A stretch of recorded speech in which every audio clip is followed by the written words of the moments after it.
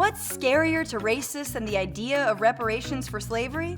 I'm Francesca Fiorentini, and in this episode, we're talking about another Reconstruction, like the one after the Civil War. I know, remembering the Reconstruction from 11th grade history is tough because we were all high.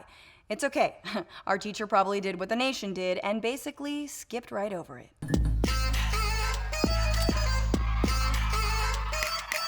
For the first time in a long time, Americans are talking about reparations. You know, the 40 acres and a mule type reparations promised to former slaves after the Civil War.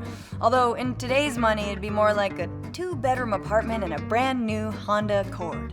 A very reliable apology car.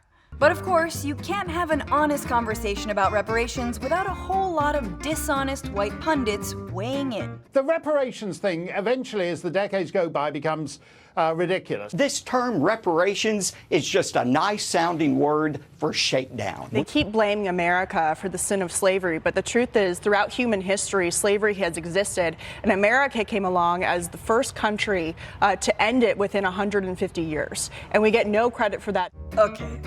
Let's just peel off one layer of that idiocy. America gets no credit for ending slavery? That's as asinine as saying Hitler never gets credit for killing Hitler.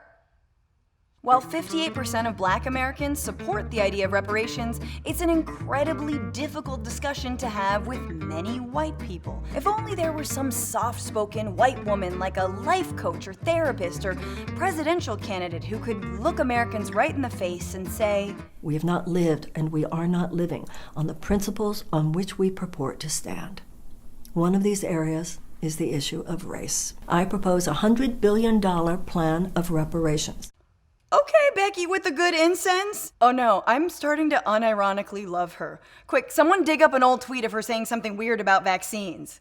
Look, reparations for 250 years of systemic violence, mass murder, torture, and rape that killed millions and inflicted generations of collective trauma shouldn't be controversial. And no, I'm not even talking about Native Americans. If you think reparations are controversial, go watch 12 Years a Slave again. Or for the first time, if your name is Tanner. The U.S. has given reparations before, back in 1862 to former slave owners. Yeah, that's right, those who did the enslaving got $300 per slave freed. That's like telling Jeffrey Epstein, sorry you can't fly your plane to Pedo Island anymore, here's Micronesia. The fact that we can't even talk about reparations without a national freakout is indicative of how far we have to go in dealing with our racist history. Also the fact that this is our president. Some say we need a Truth and Reconciliation Commission for slavery, something similar to South Africa's when they took stock of the atrocities committed to maintain apartheid. Others are looking at this special moment in whiteness and seeing it as part of a familiar pattern, a racist reaction to whenever Black people get anything, The Little Mermaid included. And dealing with that might require something bigger, perhaps a Reconstruction, the part of American history that Bill and Ted, totally skipped over, dude. So this is Franny Fio's less than excellent adventure. Excellent! How did we go from the Emancipation Proclamation to 100 years of segregation? Well, that actually wasn't the initial plan. The initial plan was something called the Reconstruction. No way. The Reconstruction was essentially the federal government's plan to ensure equality to newly freed people right after the Civil War. It was what Harvard professor and historian Henry Louis Gates Jr. calls the maximum period of Black freedom in the history of this country. Yeah, the Reconstruction was such a critical moment in this country that many also call it the second founding of America. Congress passed the first Civil Rights Act and 3 new constitutional amendments fundamental to American democracy, the 13th, 14th, and 15th. And Black men got unprecedented political representation. By 1877, 16 Black men were in Congress. And to think that's a full 139 years before Hamilton. Many, like the leader of the Poor People's Movement, Reverend William Barber, call the Reconstruction an experiment in interracial democracy. African Americans joined hands with white former farmers in the South. They rewrote state constitutions. They guaranteed public education as a constitutional right in the South. They were talking about labor rights in 1868. This is 1868. Blacks and whites working together. That's incredible. It's like we were building a more perfect union. But How'd I know that was coming? many former Confederates saw the black citizenship and black leadership connected with white leadership as inherently illegitimate. Yep. The whole plan ultimately failed, mostly because of Southern white terrorism. The KKK was formed and began attacks soon after the 13th Amendment was passed. No way. Way. The Reconstruction also failed because Lincoln was assassinated and his vice president didn't actually believe in it at all. In fact, Johnson was impeached and nearly removed from office over his support for white supremacy. And to think, 150 years later, we can't even do that much. The federal government, under hipster dreamboat Ulysses S. Grant, tried to protect the black population in the South with federal troops, but the economy nosedived and the government decided it was too expensive to keep them there. So even though black people were free, there was no mechanism to protect them, which is insane. That's like when your parents brought you to Chuck E. Cheese but gave you no tokens for the arcades, and the ball pit was made of snakes. Racist snakes. To politically roll back the Reconstruction, state legislatures in the South created Jim Crow laws that segregated whites and blacks and chipped away at the new amendments, forcing people to pay a poll tax or pass a literacy test to vote. No way. Way. That's why there was another Reconstruction, 91 years later, also known as the Civil Rights Movement, which tried to establish what the first didn't. It dismantled 100 years of Jim Crow policies and got the Civil Rights Act and the Voting Rights Acts passed. But the movement actually became broader. It became about critiquing war, capitalism, patriarchy. No way. Way. It's actually pretty cool. You should Wikipedia it or whatever. The importance of this second Reconstruction is so powerful, even Trump paid tribute to the life of MLK, even though until recently he probably thought the MLK Jr. was an item on the Burger King menu.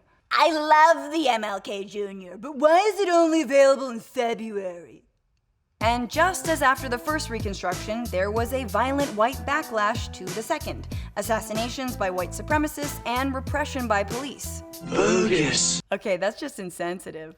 The backlash to the second Reconstruction has also taken forms like Bill Clinton's welfare reform, or the war on drugs, which grew the prison population into what Professor Michelle Alexander calls the new Jim Crow. Today, there are more African American adults under correctional control, in prison or jail, on probation or parole, than were enslaved in 1850. No way.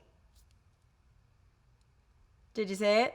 But the backlash gets even more insidious. It took forms like Nixon's Southern strategy, appealing to Southern white racism. Just listen to Ronald Reagan's advisor Lee Atwater back in 1981, talking about how Republicans can get the racist vote without sounding racist. You start out in 1954 by saying by 1968 you can't say that hurts you, backfires. Now you're talking about cutting taxes, and all of these things you're talking about are totally economic things, and the byproduct of them is blacks get hurt worse than whites. We want to cut taxes is much more abstract than even the busing thing, and a hell of a lot more abstract than Oh yes, quite abstract. You might say that Reagan was the Picasso of racism, whereas Trump is the macaroni art of it. That racial coding around social programs continues today. Entitlements, poor work ethic, and other coded language. I don't want to make black people's lives better by giving them somebody else's money. Okay, well, that's code in the same way that this is code for table for five. The pattern is clear. Every time there's a fight for black rights, it goes deeper than the last. And each time black people gain a bit more power, especially executive power, there's yet another backlash. Why doesn't he show his birth certificate? Wouldn't you love to see one of these NFL owners, when somebody disrespects our flag, to say, get that son of a bitch off the field right now? Look how much African American communities have suffered. You're living in poverty. Your schools are no good. You have no jobs. What the hell do you have to lose? Your dignity. So if the first Reconstruction was fought against, and the second did a bit of what the first was supposed to do but continues to be rolled back, especially now with the gutting of the Voting Rights Act, maybe what we really need now is something bigger than reparations, something even scarier for racists. We need a third and much bigger Reconstruction, one that Reverend Barber sees us in the middle of. You've got Fight for 15, young black and white Latinos coming together in this country all over. That's a sign. You have Moral Mondays, you got Black Lives Matter, you have the environmental movement happening.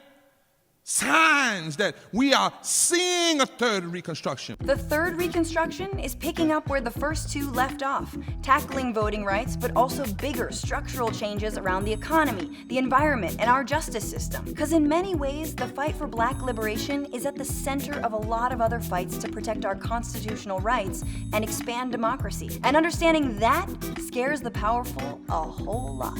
So think on this long but fascinating history the next time you think about reparations, but also the next time you think about Bill and Ted. I don't know how to air guitar. What's supposed to move? Thanks again for watching Newsbroke. Make sure to like, share, subscribe. What are the other ones? Follow, do all that. And let me know, did you ever learn about the Reconstruction in school? Because I just finished reading Grant, the very, very long book, his biography, and I learned about it for the first time, I think, because I was high. And yeah. I forgot what I was saying, but I'll see you next week.